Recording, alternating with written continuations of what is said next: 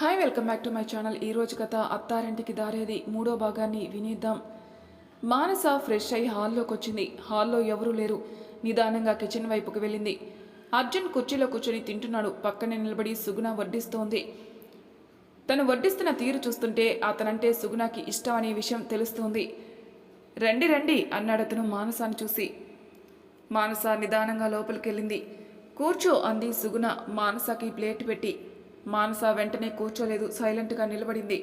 పర్లేదు కూర్చోండి, మీరిక్కడ దేని గురించి భయపడాల్సిన అవసరం లేదు అన్నాడు. ఏంటో అతని మాటలు మాత్రం తన మీద మంత్రంలా పనిచేస్తున్నాయి.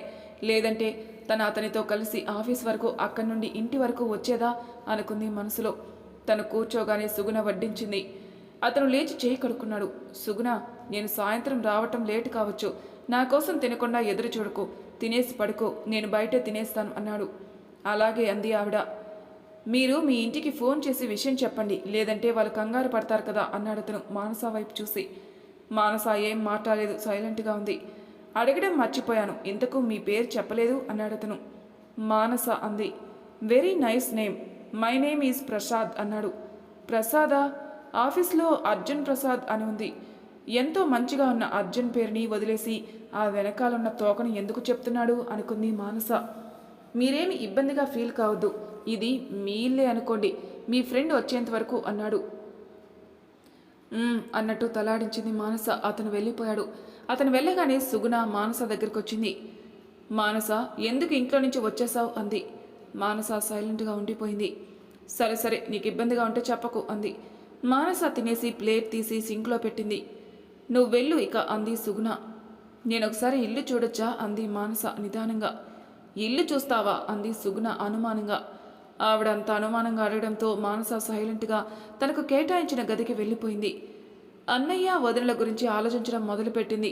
నా గురించి వెతకడం మొదలుపెట్టి ఉంటారా, పోతే పోయింది అనుకుని సైలెంట్ అయిపోయి ఉంటారా అని ఆలోచనలో పడింది. సాయంత్రం అయింది.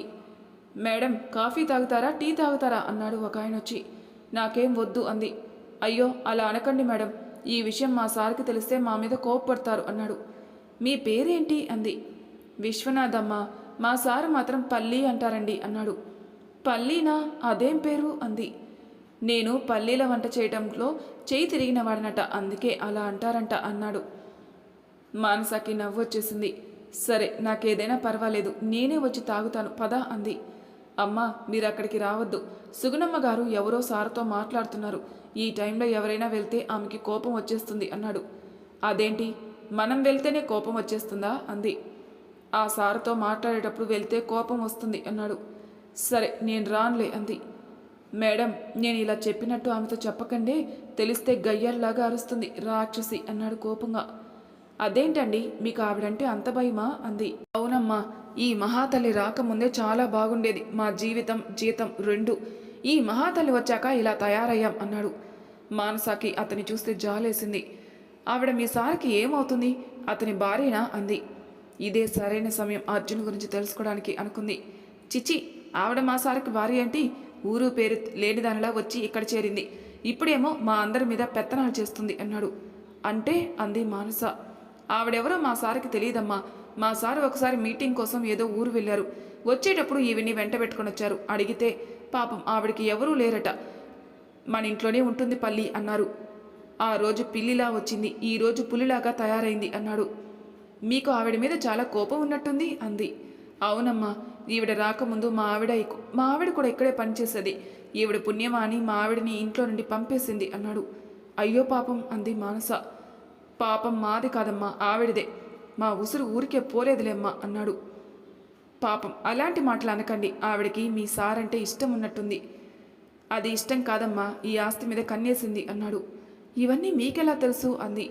ఎందుకంటే మా సార్కి ఇంతకు ముందే పెళ్ళైపోయింది, మా సారు పెళ్ళాం ఇంట్లో నుంచి వెళ్ళిపోయింది, అప్పటి నుండి మా సార్కి పెళ్లి మీద మంచి అభిప్రాయం లేదు అన్నాడు. ఏంటి, అర్జున్కి ఇంతకు ముందే పెళ్ళయిందా అంది సడన్గా. నేనేంటి ఇలా అన్నాను అనుకుని, అదే మీ అర్జున్ సార్కి పెళ్ళయింది అంటే నమ్మేలా అనిపించడం లేదు, అందుకే అడిగాను అంది. అవన్నీ మరో రోజు చెప్తానులేమ్మా, ఇప్పుడు కాదు అనేసి అతను వెళ్ళిపోయాడు. మానసకి మనసులో తెలియని బాధ. అతనే తన అర్జున్, అవునో కాదో తెలియదు కానీ అతనికి పెళ్ళయింది అనే మాట వినగానే ఎక్కడో కూరుకుపోయిన ఫీలింగ్ కలిగింది మానసకి. అతను పెళ్ళాం అతని వదిలి వెళ్ళిపోయింది. ఆ మాట అనుకోగానే ఆఫీసులో అతని మొహం కోపంగా ఉండడం గుర్తుకొచ్చింది. నన్ను చేసుకుని అతనికి ఆల్రెడీ పెళ్ళయింది, అతని పెళ్ళాం అతని వదిలి వెళ్ళిపోయిందని నేను అన్నప్పుడు అతనికి తన భార్య గుర్తొచ్చిందేమో పాపం అనుకుంది. ఆ రాత్రి నిజంగానే అతను అన్నట్టే లేటుగా వచ్చాడు. మానస సుగుణతో పాటే భోజనం తిని రూమ్లోకి వచ్చింది. వచ్చినప్పటి నుండి రూమ్లోనే ఉండడం మానసకి ఇబ్బందిగా ఉంటే హాల్లోకి వచ్చింది. హలో మేడం, తిన్నారా అన్నాడు అతను మానసాన్ని చూసి. అంది మానస. సుగుణ పడుకుందేమో, అతను వచ్చినా బయటికి రాలేదు అనుకుంది. ఏంటి పడుకోలేదా మీరింకా అన్నాడు. లేదు అంది. ఏమైంది, ఏమైనా ఇబ్బందిగా ఉందా అన్నాడు. ఇబ్బంది ఏమీ లేదు, వచ్చినప్పటి నుండి రూమ్లోనే ఉండడం వల్ల కొంచెం అనీజీగా ఉంది అంది. అరెరే, రూమ్లోనే ఎవరు ఉండమన్నారు? సరదాగా కాసేపు ఇల్లు చూడొచ్చుగా. మరి కాసేపు వెజిటేబుల్ షెడ్ చూడొచ్చు, ఇంట్లో పని వాళ్ళున్నారు, వాళ్ళతో మాట్లాడుతూ ఉండొచ్చు కదా అన్నాడు. ఈయనేమో ఇల్లు చూడొచ్చు అంటున్నాడు, ఆవిడేమో నన్ను అనుమానంగా చూస్తుంది. మరి ఎలా చూడాలి అనుకుని రేపు అలాగే చేస్తాను అంది. సరే గుడ్ నైట్ అన్నాడు అతను. ఒక్క నిమిషం అంది. ఏంటి అన్నాడు. మా ఫ్రెండ్ రావడానికి ఖచ్చితంగా 4 రోజులు పడుతుందా? మీకు కుదిరితే కాస్త తొందరగా రమ్మని చెప్పగలరా? ఇలా మీ ఇంట్లో ఎన్ని రోజులని ఉండగలను అంది. అలాగే అని అనేసి అతను పైకి వెళ్ళిపోయాడు. మానస కూడా వెళ్ళి పడుకునేసింది. మరుసటి రోజు అతను ఆఫీస్కి వెళ్ళలేదు, ఇంట్లోనే ఉన్నాడు. ఆ రోజు అతను మానసకి ఇల్లు చూపించాడు. తన బుక్స్ కోసం ఏర్పాటు చేసుకున్న చిన్న లైబ్రరీని చూపించాడు. వెజిటేబుల్ షెడ్ అన్నీ చూపించాడు, కానీ అతని గది మాత్రం చూపించలేదు. అతని గది చూస్తానని మానస కూడా అడగలేదు. అతను మానసతో అంత సమయం గడపడం సుగుణాకి నచ్చలేదు. అందుకే మధ్యాహ్నం భోజనం తినకుండా అలిగి పడుకుంది. మానస మాత్రం అతనితో కలిసి తిని తన రూమ్కి వెళ్ళి పడుకుంది.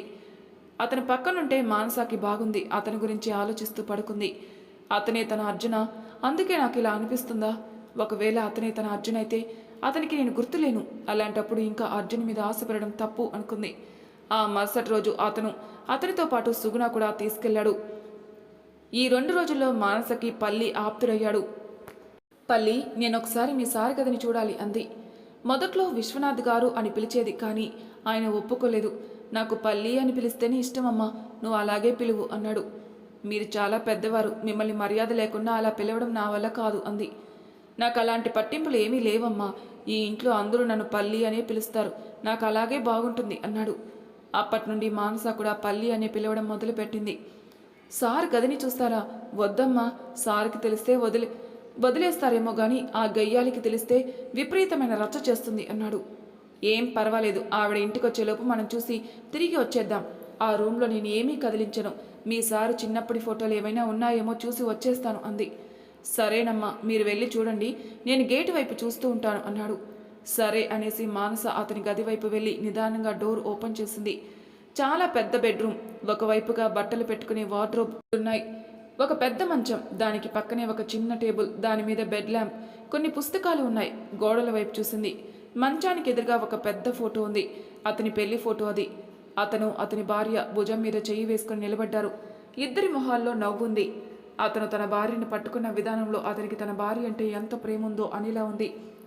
ఆ ఫోటో చూడగానే మానసకి ఎందుకో తెలియగా బాధ అనిపించింది. ఆ రూమ్లో మరెటువంటి ఫోటోలు లేవు. అతని చిన్నప్పటి ఫోటో ఎలా చూడాలి అనుకుంది.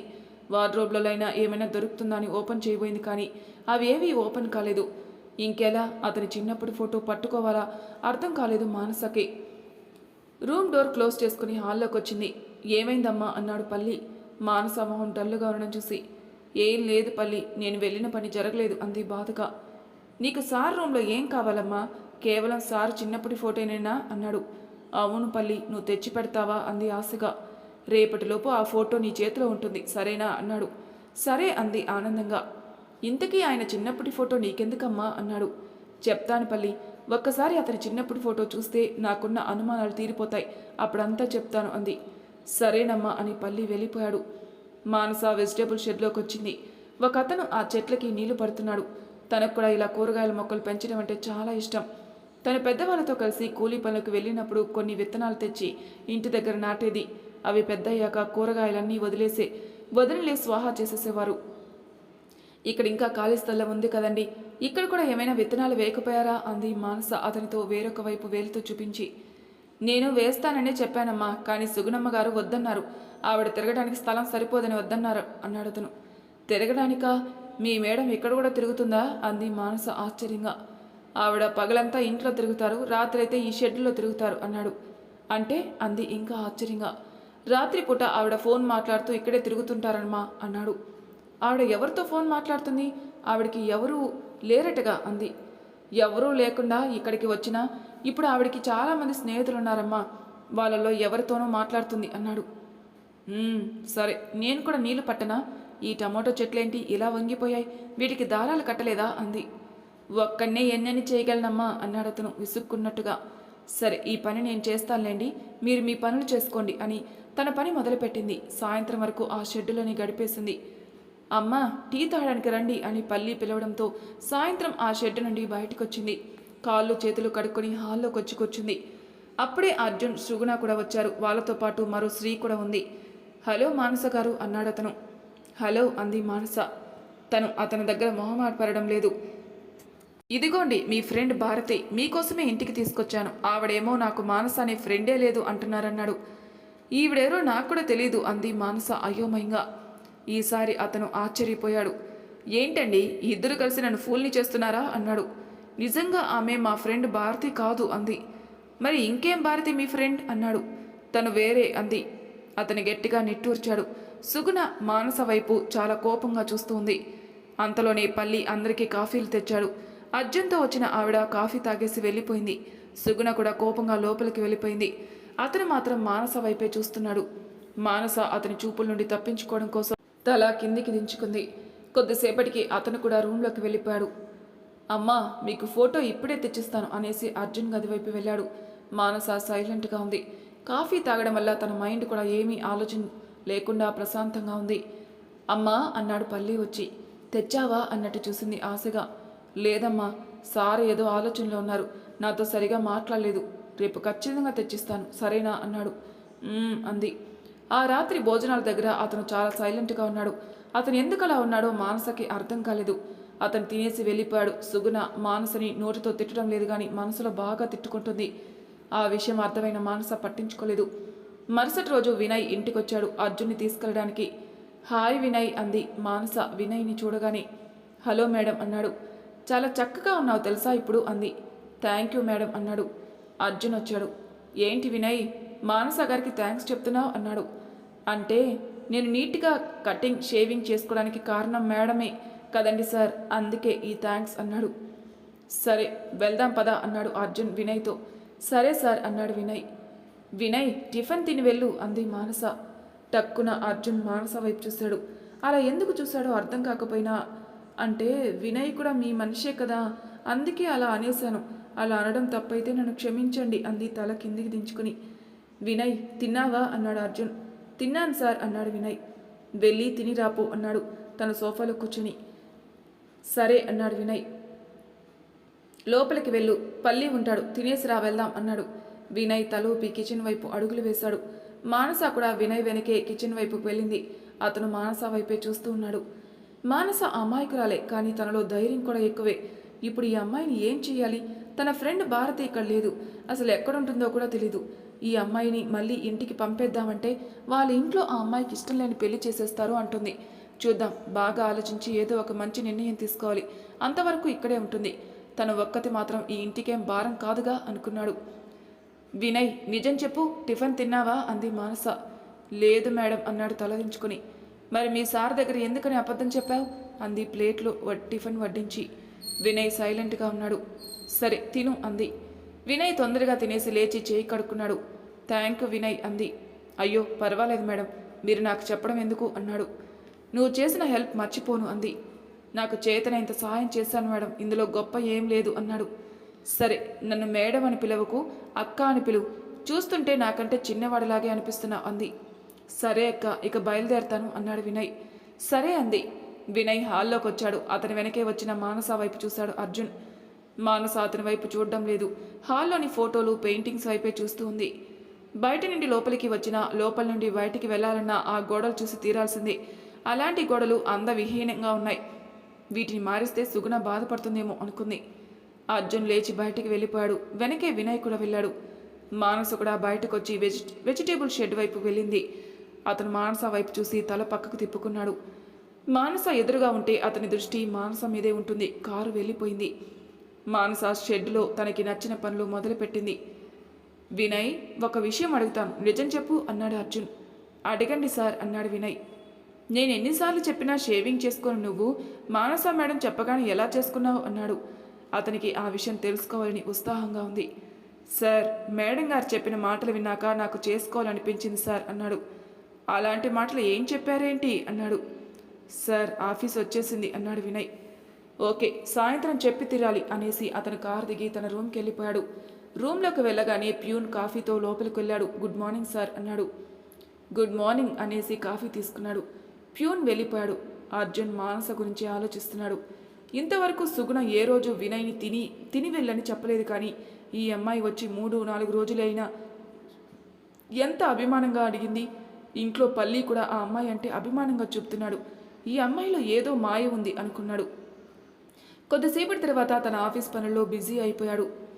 మరి తర్వాయి భాగంలో ఏం జరుగుతుందో నెక్స్ట్ ఎపిసోడ్లో తెలుసుకుందాం. అంతవరకు నా ఛానల్ సబ్స్క్రైబ్ చేయని వాళ్ళు ప్లీజ్ సబ్స్క్రైబ్ చేసుకోండి, లైక్ చేసి షేర్ చేయండి, మీ అభిప్రాయాలు నాకు కామెంట్ రూపంలో తెలియజేయండి.